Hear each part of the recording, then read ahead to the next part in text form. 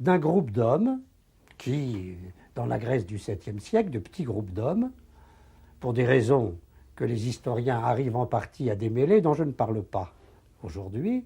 Je prends les choses à un niveau un peu philosophique et abstrait. Un groupe d'hommes qui pensent leur communauté comme quelque chose, ça a un terme, tokoinon ou takoina, ce qui est commun, par opposition à ce qui est propre à chacun. Et c'est l'idée que ce qui est commun doit être également partagé par tous.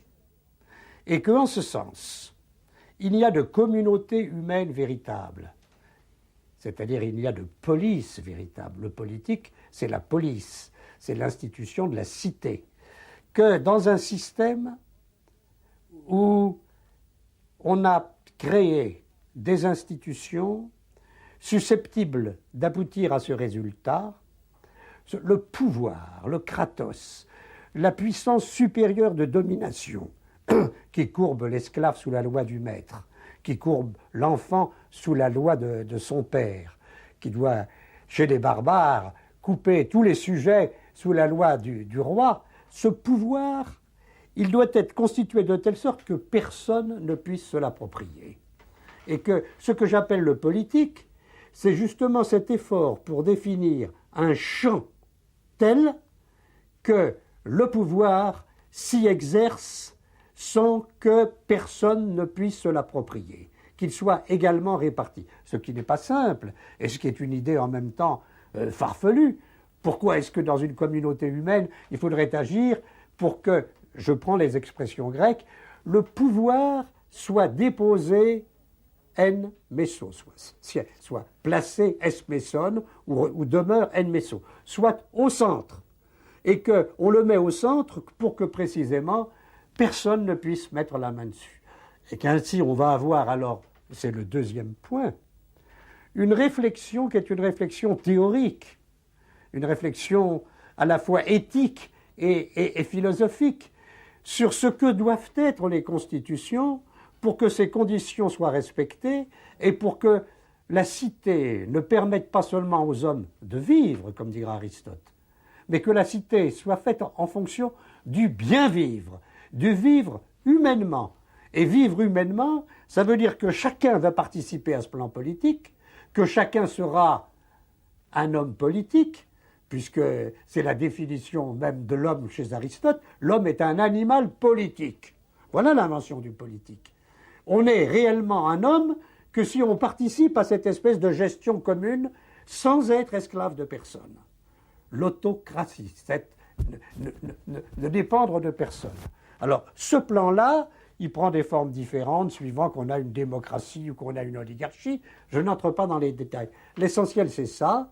Et le deuxième point, c'est cet effort pour essayer de théoriser ça, de lui donner la forme d'un discours quasi rationnel, de penser qu'on peut le modifier, le changer, que les constitutions, il y en a qui sont bonnes, qui sont mauvaises, que si elles sont enracinées dans l'ordre du monde, bien sûr, sinon elles ne seraient pas valables.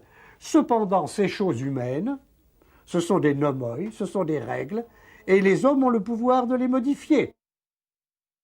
C'est pas par hasard qu'Aristote le dira que l'homme est un animal politique. Ça veut dire que l'homme, ce qu'il caractérise, et il n'est vraiment homme que dans la mesure où il fait partie d'une police, d'une cité, et que cette cité lui permet non seulement de vivre, mais de bien vivre, c'est-à-dire de vivre humainement, à la fois en pensant ce qu'il fait et en participant sur un plan d'égalité à tout ce qui constitue sa vie commune. Et ça, je crois, c'est quand même une espèce d'invention extravagante et admirable. Ça ne veut pas dire qu'il n'y avait pas déjà chez les Grecs, au 5e et au 4e siècle, de la politique. C'est-à-dire qu'à l'Assemblée, il y avait... Mais, je crois que quand nous parlons de la politique ou de l'homme politique, nous avons dans la tête autre chose. Nous avons bien évidemment par derrière l'idée que les Grecs ont inventé ça, que nous appelons la liberté. Mais nous ne voyons pas à quel point les choses se sont modifiées. Pourquoi ? Parce que d'une certaine façon, pour qu'il y ait la politique, il faut plusieurs conditions. La première, c'est qu'il y ait quelque chose qui est l'État, c'est-à-dire qu'il y ait un pouvoir et que celui qui exerce ce pouvoir ou ses conseillers considère qu'il y a une logique du pouvoir. Le pouvoir a ses propres règles, il a ses lois de développement, comment le gagner, comment le maintenir, comment l'agrandir.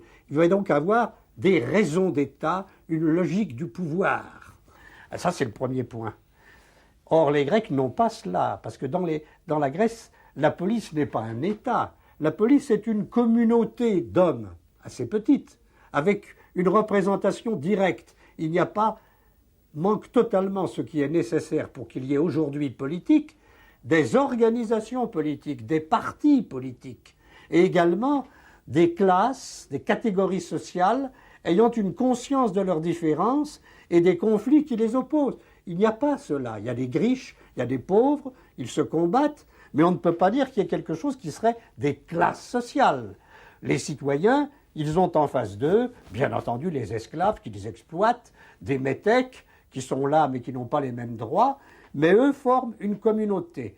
On ne dit pas la cité d'Athènes, on dit Oi Athénaioi, les Athéniens. Et quand l'Assemblée prend une décision, car ce pouvoir qui ne doit être mis entre les mains de personne, c'est le pouvoir de délibérer et de décider, que tous doivent partager. Le pouvoir de commander, qu'ils doivent endosser alternativement les uns après les autres. Et le pouvoir de juger, puisqu'ils doivent être élus aux tribunaux. Eh bien, tout ça, c'est ce qu'ils ont en commun et qui constitue les Athéniens. À l'Assemblée, quand on passe une loi, y compris concernant les dieux, qu'on décide qu'il y aura tel dieu ou qu'il n'y aura pas tel dieu, on dit « il a plu aux Athéniens que ».